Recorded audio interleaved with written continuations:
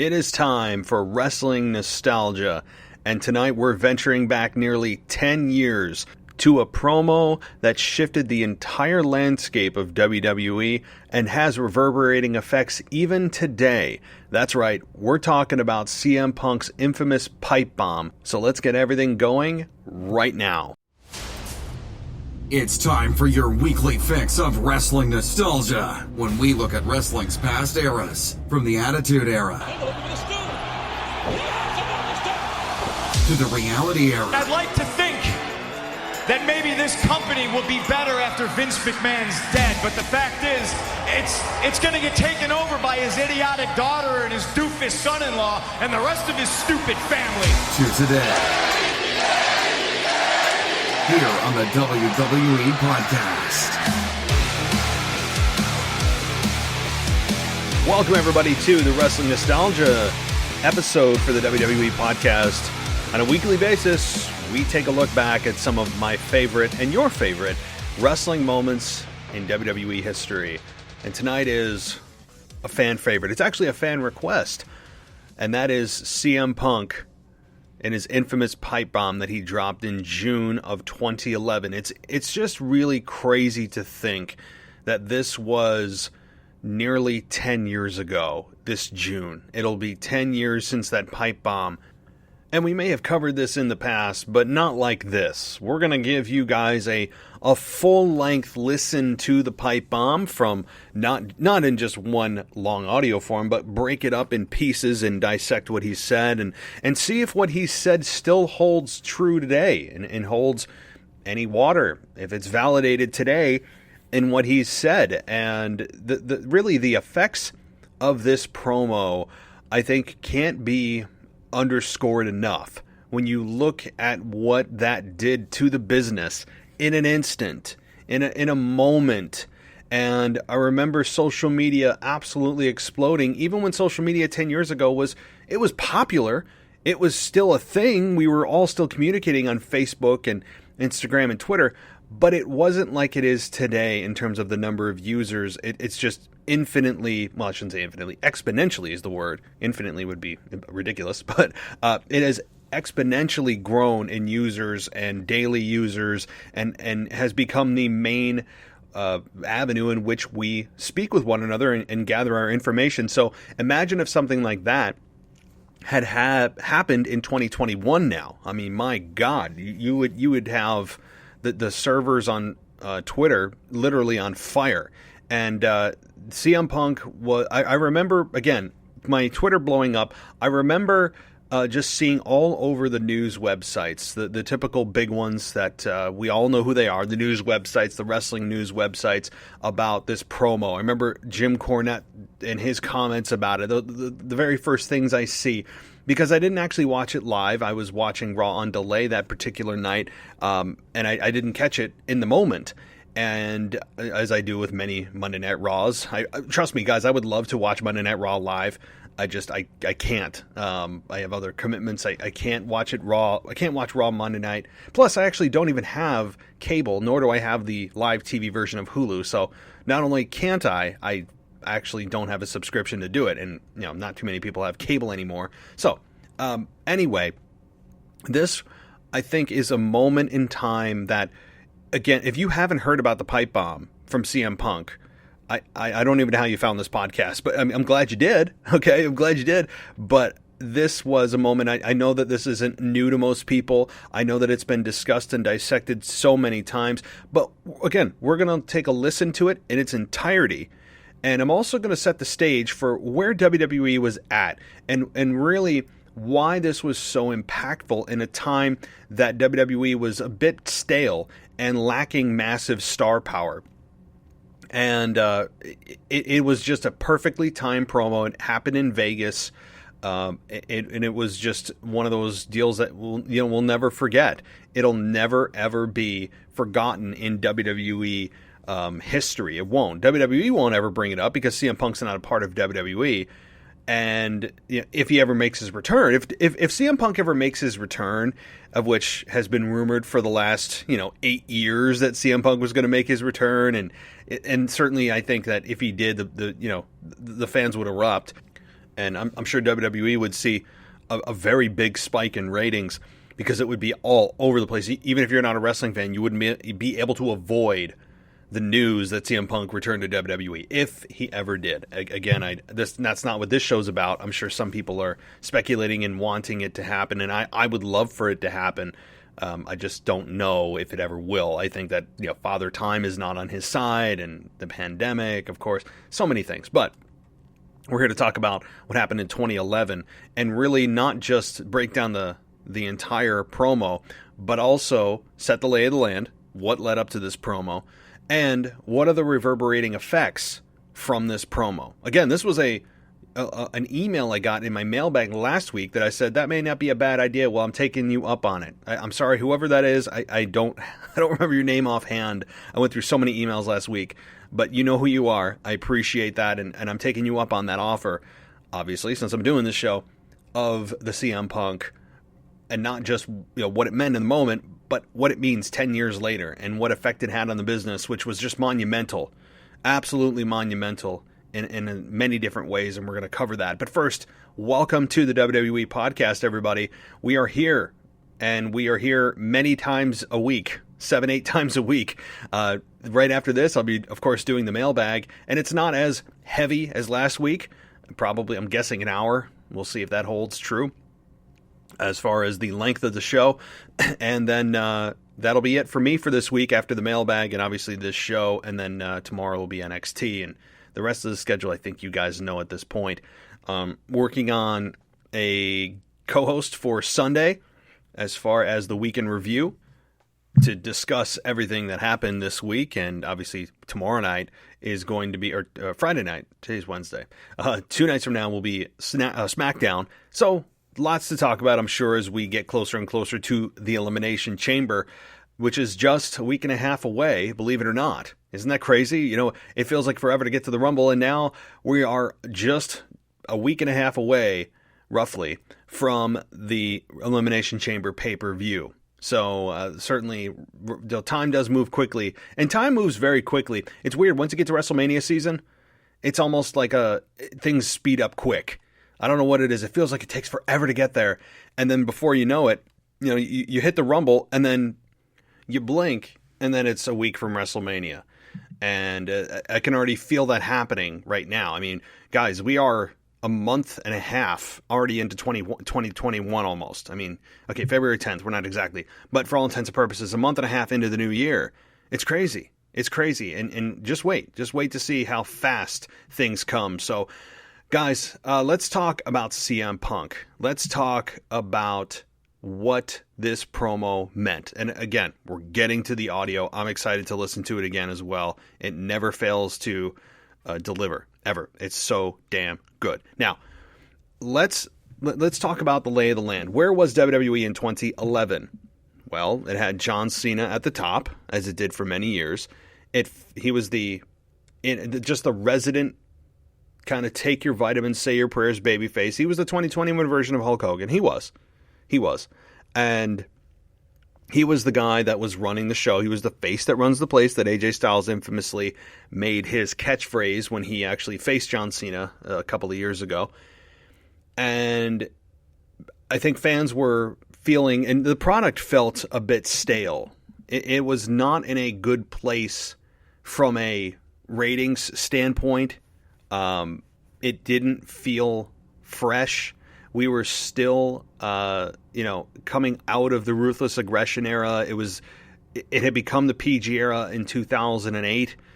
And then with this single promo, we usher in the reality era with this single pipe bomb promo, as it was infamously marketed as. And it was just, it just felt like things were spinning their wheels. Everything revolved around John Cena, and he wasn't accepted around, or unanimously, I should say, among all fans, as Rock was, as Austin was. And the fans, I think, were starting to revolt and get a little bit sick of Super Cena and the 5 moves of doom. And later, John Cena tried to own those things as if it was cool to own them, and then you think you try to own them, and that makes it better, in which I think it actually makes it worse. But this isn't about John Cena. So CM Punk was the guy that had kind of been flown under the radar when I don't think he should have. If you remember CM Punk forming the Straight Edge Society, if you don't know what that is, YouTube it. It was a group that was 3 individuals. It was himself, it was Serena, and Luke Gallows. And this was a group that I think never really got a fair shake. It started in actually November of 2009, and it was disbanded in September of 2010. So it barely didn't even get a year's worth of juice out of the squeeze, so to speak, which I think was a mistake. And I mean, that group, I remember being like, oh, this could be a awesome heel group. Their whole concept behind this, and again, I know I'm talking about the Straight Edge Society, but I'm setting the foundation for what led up to CM Punk doing what he did. He promoted with the Straight Edge Society, as the name would imply, no smoking, no drinking, no drugs, straight edge lifestyle, and he would kind of look down on people who did these things, and he would brag about and put his nose in the air that he was above these things. And it was, I think, the way CM Punk would cut the promos, Serena and Luke Gallows being the followers, so to speak, of this group, was, it felt like there was way more to do. Kind of like the 2-man power trip with Austin and Triple H, where it felt like they never really got a fair, full shake to see what they could get out of this. This kind of feels the same way. And it was just a very well done group that, again, unfortunately didn't get a fair shake. Anyway, so here, the group was disbanded, and CM Punk afterwards on several podcasts would go on to say his frustration, or talk about his frustration with the group disbanding, and that he felt the same kind of thing, that this group was disbanded. I didn't want it to be disbanded, and it was, and I felt like we had more to offer on TV.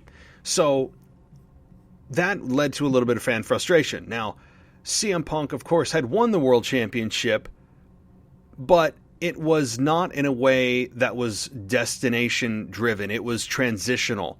And the fans knew how good CM Punk was. This is almost a storyline of Daniel Bryan before Daniel Bryan, where the fans who followed him on the independent scene knew who he was, knew how great he was, and then became very frustrated with the way WWE booked him and the way WWE utilized him. Does that sound familiar? Anybody that kind of comes from the independents or even from NXT comes up, they're super successful in their own right in these other promotions or other brands, and then Vince McMahon gets a hold of them and sticks him on Raw or sticks her on Raw, and then things go awry and you get frustrated with WWE the way they present them. So this CM Punk is not the first, nor will he be the last to endure this frustration from not just the performers themselves, but of course the fans who get behind them. And so there's lots of frustration building with Punk, the way that he's being utilized, the kind of up and down, just the fact that, again, the Straight Edge Society wasn't really fully fleshed out, and I think cut too soon, and many fans felt the same way. And he never was really, again, given a fair shake. And so his contract was coming up and coming to an end in the summer of 2011. That was true. The summer of 2011, that was true. His contract was, in fact, coming up. And this CM Punk pipe bomb, as it became known, was something that came out of frustration. It came from a place of reality, hence the reality era. And what also made this promo so great was, in a world of promos that were increasingly becoming more scripted and visibly more scripted, not just they're doing a great job at pretending it's not scripted, but you could hear it and see it, that it wasn't that person speaking, it was some writer that they were using to speak through. In a world that was full of that at this point, and is still around today, I mean, let's be honest, I mean, on a weekly basis you see it, but in a world that was becoming much more controlled in terms of promos, you have CM Punk do this. And it was a promo that it made you immediately pay attention because you knew it wasn't from anybody but himself. I also found it interesting that he sat on the stage with a Stone Cold t-shirt on. And I never heard an explanation of why that was. I was hoping it would lead to eventually a Stone Cold versus CM Punk match, which apparently was very close to happening during the WWE 2K13 or WWE 13, I think it was then known as, when they were promoting the video game and Jim Ross was doing an interview with the two. There was, I guess, a sliver of time that CM Punk said the match might actually happen, and unfortunately it didn't. But I always do wonder the symbolic reason. I would assume there would be one for CM Punk wearing a Stone Cold T-shirt. Maybe being the anti-hero, maybe being the rebel, maybe knowing that this was going to be a moment, knowing that this could be one of the most memorable promos. Given that Austin 316 is one of the most memorable promos, just like Hard Times, Mark Henry's retirement. Many different ones, and even AJ Lee, who had really good promos talking about Total Divas. So CM Punk knew maybe, perhaps, wearing that t-shirt would be symbolic of what he was about to say and how he would want to be remembered in terms of his actual tone and what he wanted this to mean. So the match that actually happened before this, it was he cost John Cena a win against R-Truth, R-Truth, and he picked up a microphone, and now this is where we get to the promo, guys. So I'm gonna stop it where I feel appropriate to kind of talk about things, but man, oh man, this was, well, let's take a listen and we'll break this thing down. John Cena, while you lay there, hopefully as uncomfortable as you possibly can be, I want you to listen to me. I want you to digest this, because before I leave in 3 weeks with your WWE Championship, I have a lot of things I want to get off my chest.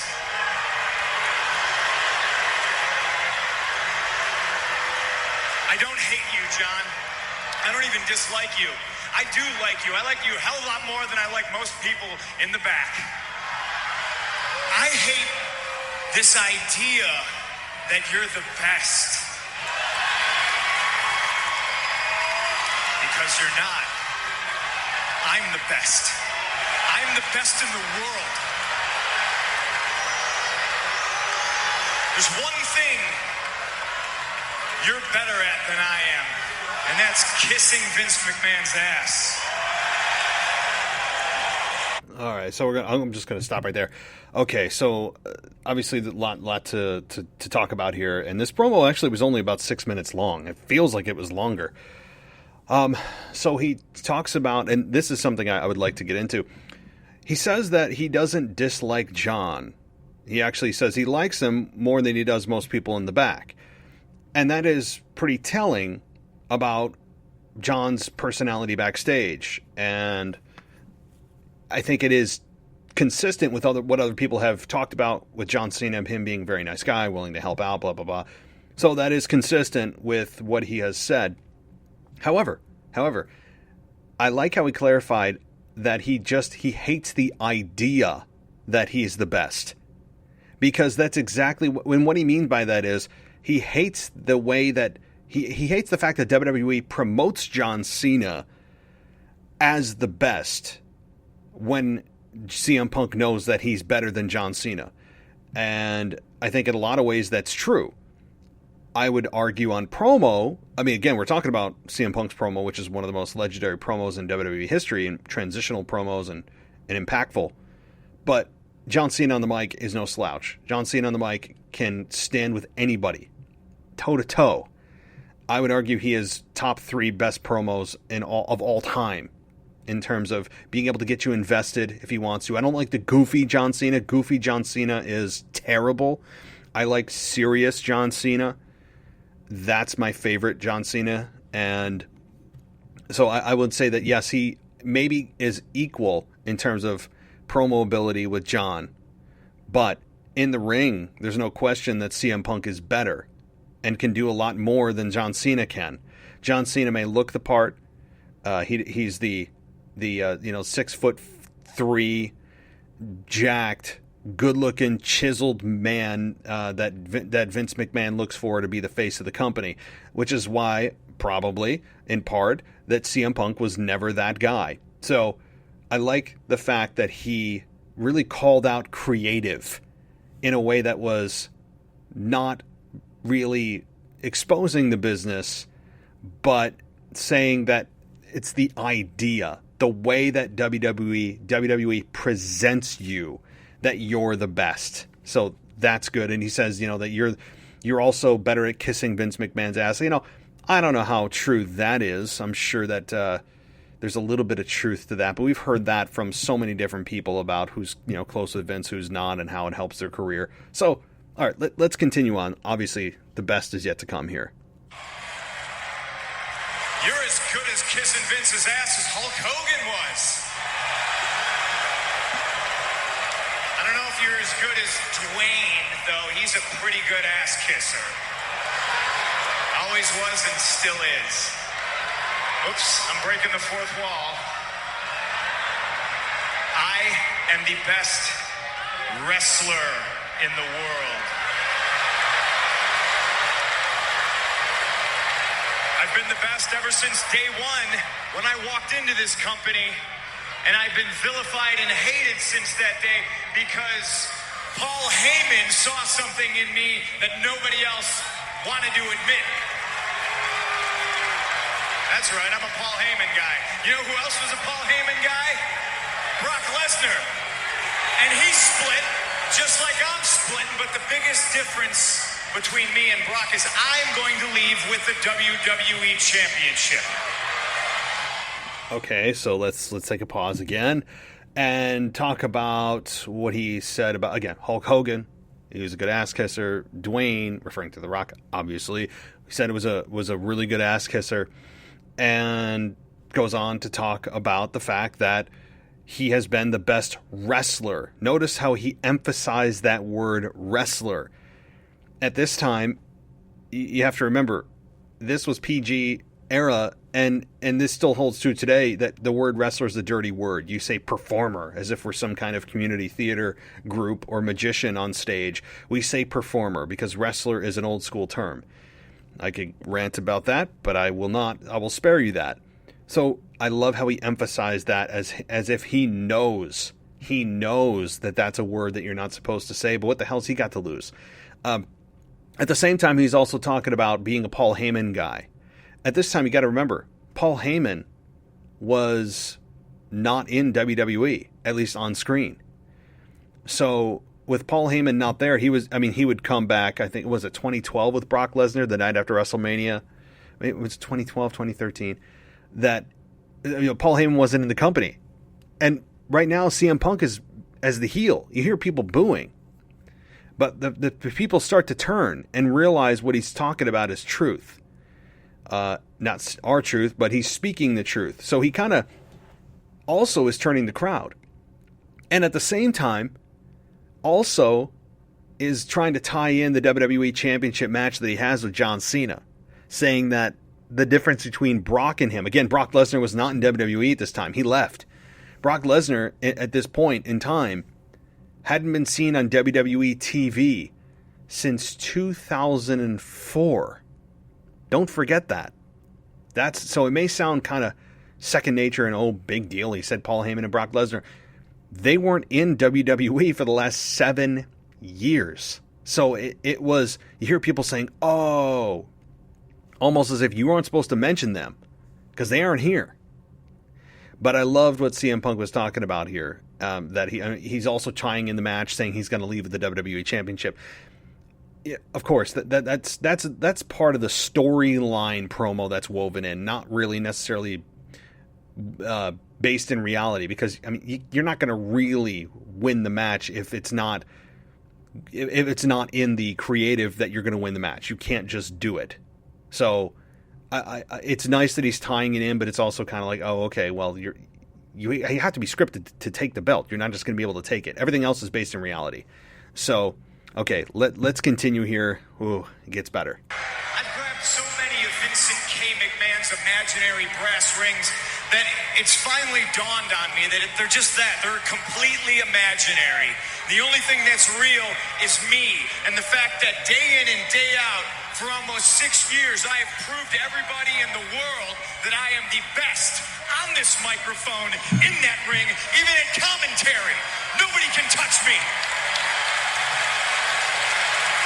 And yet, no matter how many times I prove it, I'm not on your lovely little collector cups. I'm not on the cover of the program. I'm barely promoted. I don't get to be in movies. I'm certainly not on any crappy show on the USA Network. I'm not on the poster of WrestleMania. I'm not in the signature that's produced at the start of the show. Oh, boy. Okay, so again, so much here. That is, again, very true. CM Punk was at the time barely promoted. He's not featured. And yet he knows he's the best. It's just such a great insight into how he knows or how he views himself and how a lot of fans view him compared to what WWE views him as. And there's a difference there. And CM Punk is creating friction between management and the fans right now. This would, if you're talking about how this reverberates through the years, look at Daniel Bryan. I think this had some effect on the Daniel Bryan Yes movement with how WWE positions certain people, how the fans can use their voice to get certain guys and gals into the position they want and giving the power back to the people. And albeit not all times WWE listens to their audience. Look at the Roman Reigns heel turn that took 6 years too long. But, I mean, it eventually happened and it's brilliant. But not all the time does WWE listen to their fans. They like to say that they do. But Daniel Bryan, I think, was a result of this. Not a direct result. He had his own storyline, his own story arc, and was his own success story. But this was the foundation, the precursor, I think, for Daniel Bryan. So, but he's talking about not being featured at all. This was true. This was very, very true when it comes to CM Punk and how WWE promoted him. And there was a lot of frustration with fans. Okay, well, let's keep going here as things continue to heat up. I'm not on Conan O'Brien, I'm not on Jimmy Fallon, but the fact of the matter is I should be. And trust me, this isn't sour grapes, but the fact that Dwayne is in the main event of WrestleMania next year and I'm not makes me sick.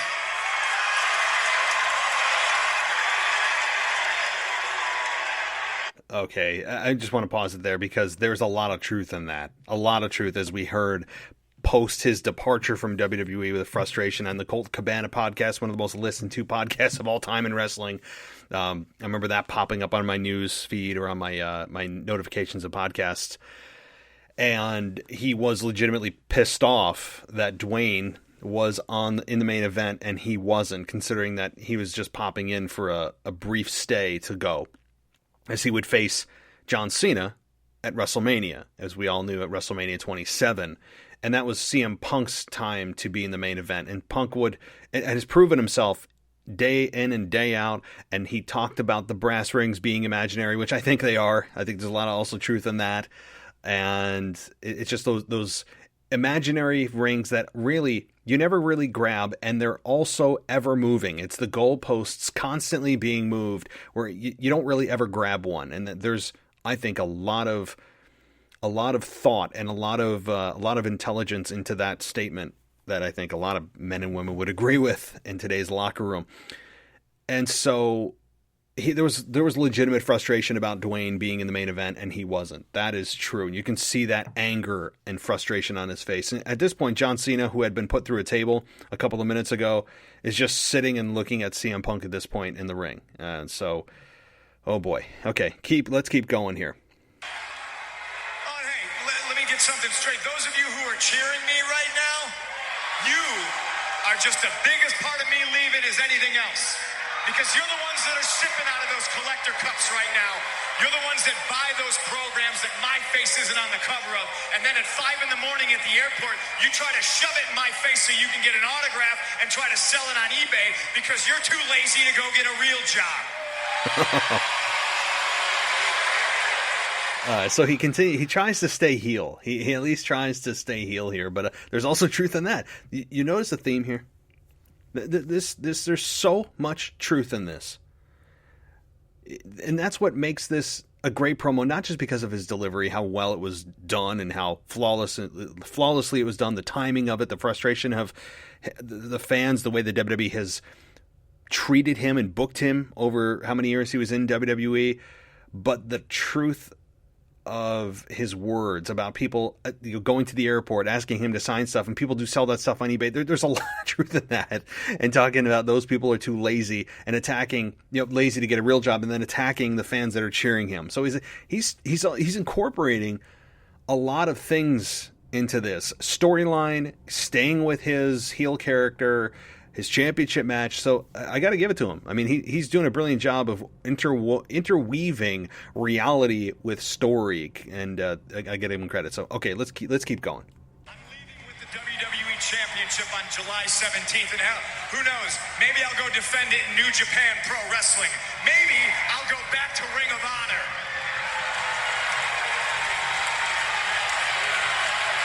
Hey, Colt Cabana, how you doing? The reason I'm leaving is you people, because after I'm gone, you're still going to pour money into this company. I'm just a spoke on the wheel. The wheel's going to keep turning, and I understand that. But Vince McMahon's going to make money to spite himself. He's a millionaire who should be a billionaire. You know why he's not a billionaire? It's because he surrounds himself with glad-handing, nonsensical yes men like John Laurinaitis, who's going to tell him everything that he wants to hear. And I'd like to think that maybe this company will be better after Vince McMahon's dead. But the fact is, it's going to get taken over by his idiotic daughter and his doofus son-in-law and the rest of his stupid family. Okay, so I'm going to pause it before we close out the promo, which does get cut off, as we all know. I mean, this is great stuff. It's true, right? We all know when Vince dies, that's not the end of it, because Stephanie, who is the consummate PR conscious part of WWE, which to me is it's necessary, but it's also the most frustrating part as a fan, because it goes against everything that I like about WWE being based in reality and protecting kayfabe. And Stephanie McMahon's talked about for how many years she had on her profile that she plays a villain on TV, and she's constantly just only concerned about making relationships with the Susan G. Komen Foundation and all these charitable organizations, which are doing excellent work. It's nothing to do about that. Certainly children's cancer is more important than protecting kayfabe. I understand that, but Stephanie is more focused on that than being concerned about the creative and the product, I think. Whereas Triple H is focused on NXT. He got a demotion, so who knows where he stands in terms of the pecking order of WWE. But it is very true. I mean, okay, Vince dies whenever that is. Maybe he'll find a way to live forever. But if death does eventually come for Vince, we all know what it's going to happen to the company. It's going to be taken over by his family. So it doesn't get any better for those that think that when Vince dies, things are going to change drastically. I would argue against that. That's a podcast for a whole nother day. But okay, let's get to the finish of this promo that gets cut off and talk about maybe why it got cut off. Let me tell you a personal story about Vince McMahon. All right? Can we do this whole bully camp?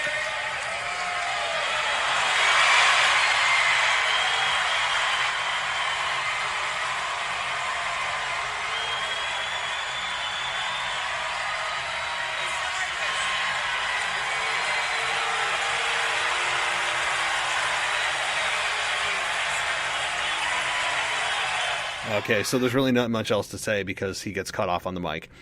And he was about to talk about the anti-bullying campaign and tell a personal story about Vince, and that's where Vince says, "Cut him off, damn it, cut the mic." You can hear it. Right? You can hear Vince beat red, angry at, or concerned about what CM Punk's about to reveal to a nationwide, worldwide audience. And you would presume, of course, assumptions are dangerous in any scenario, but I think it's a safe assumption that what he was about to talk about was this anti-bullying campaign, which they said, be a star. We've all seen that, right? Titus O'Neil, who is it's not about Titus worldwide, it's WWE worldwide. I mean, he is at every PR stunt or announcement. He's at it's seemingly every collaborative effort that they have with cancer organizations and Connor's Cure. He's always at the forefront, and he was during the anti-bullying campaign as well. I don't know why I'm talking about Titus. I just think about anything they do outside of the wrestling and they get involved in the, quote, real world. It seems like Titus is there. Titus World Slide. That's what he'll be best known for. Oh, Lord. I don't know why I'm thinking about Titus World Slide. If you have no idea what I'm talking about, just search Titus O'Neil Royal Rumble, and you will be delighted to see what happens. But this, again, was... This, I think, was cut off because he was about to talk about the anti-bullying campaign. Be a star, they said. And they go to these schools and these youth organizations, and they would talk about being a star, not being a bully. And yet, he was about to probably talk about the hypocrisy of Vince McMahon being a bully. And yet he's doing these anti-bullying campaigns. So I understand why they cut him off. I would have loved to have seen his full-blown, uncensored version of this, but I think he was about to blow up Vince McMahon's spot, and they said, okay, let's cut it. We're done. There's only so much damage control we can do, and this one they felt would probably have gone against everything they've done with the anti-bullying campaign, which was a big deal at the time. You remember, several times during Raw they would even run it. So it was a massive promo for Punk. Of course, he went on to have some really good ones with Triple H and John Cena after the Money in the Bank 2011 in Chicago, which was when he was referencing at the Money in the Bank on July 17th, 2011, one of the best Money in the Bank matches, championship matches of all time. And you want to hear a crowd reaction for CM Punk and just the polar opposite for John Cena? Check out the Money in the Bank 2011 pay-per-view with John Cena versus CM Punk for the WWE Championship. It is damn brilliant in Chicago. It's awesome. And CM Punk did end up winning that match and leaving with the WWE Championship. Of course, he didn't really leave. And you know what? Even if he left with the WWE Championship, say this was he went into business for himself, well, okay, he left with the belt. That costs WWE, what, like a few hundred, maybe a couple $1,000 if it's real material. They just get another belt and they just award it to a champion, and have a tournament, whatever. It's really not that big of a deal when you think about it from a common sense standpoint that your WWE champion left, because say he leaves, okay, say he truly did go to New Japan Pro Wrestling, which also was very interesting. He mentioned other promotions. He said a lot of things in this promo that were very taboo, very no. He just bombed it all at once. And that was also very shocking, and it made you pay attention to every single word. But say he did, right? Like, let's play it out. Say he, in real, no kayfabe, real deal, just actually wasn't supposed to win, took the belt and left the arena and was no longer employed by WWE, went to New Japan and held the belt there and was trotting around with it. Well, that doesn't make him WWE champion anymore. That makes him a New Japan wrestling star with a former employer's piece of property. It actually makes him a thief. I mean, it doesn't still make him WWE champion. Your WWE champion is only WWE champion when he's employed by WWE. So again, we're all playing the logistics part of this, but thinking about it from a logical stance, I really don't think that. I mean, the risk of him leaving with the belt is like, who cares? WWE can quickly manufacture a new belt. They have them probably in stock, and boom, got a new champion. Anyway, okay. So thank you guys for listening to this one. This was so much fun. And if you want to watch it in its entirety, it's not just worth listening to, as you heard it kind of broken up in pieces by myself, but watching the damn thing. It just reminds you of how good promos can be when they want to make them good. And, you may say, well, let's stop scripting everything. I also understand at the same time why they script people, because certain people aren't good ad lib. And I'm sure some wrestlers want to be scripted and deliver it in a way that doesn't sound scripted because it's easier for them. And it's less of a risk of screwing up a promo that maybe they go out on a limb on and then bomb it, and then creative looks at them, looks down on them. They may lose their spot. They'll look like a fool on TV. So there is that risk, but I'm sure that there are people out there, wrestlers out there on the roster that don't mind being scripted. But it also, this promo reminds you how good wrestling promos can be when they don't feel like a promo and it just feels like someone freaking talking to you and giving you real emotion, when things are based in real emotion. Now, CM Punk is a special talent, and not everything needs to be a quote worked shoot promo. I get that. I understand that you can't make every promo like this, but you can change the pacing and the context of just kind of normal week to week promos between individuals who are in a program together to make it sound more organic by just saying, hey, use your voice. Here's some bullet points. You go do this. These guys and gals are getting paid hundreds of thousands, in some cases millions of dollars, depending on your level in the company, to go out and do what they do. And, I would push these guys and gals to put their personality in this thing and not just, rattle off cute lines and things that just don't sound natural. And it's hard sometimes to watch. But this is, of course, a breath of fresh air. If you guys want to go watch it, I'd recommend you do. And watch that CM Punk versus John Cena Money in the Bank 2011 match in Chicago for the WWE Championship. Oh, July 17th, 2011. Brilliant, brilliant, brilliant. So, alrighty, guys.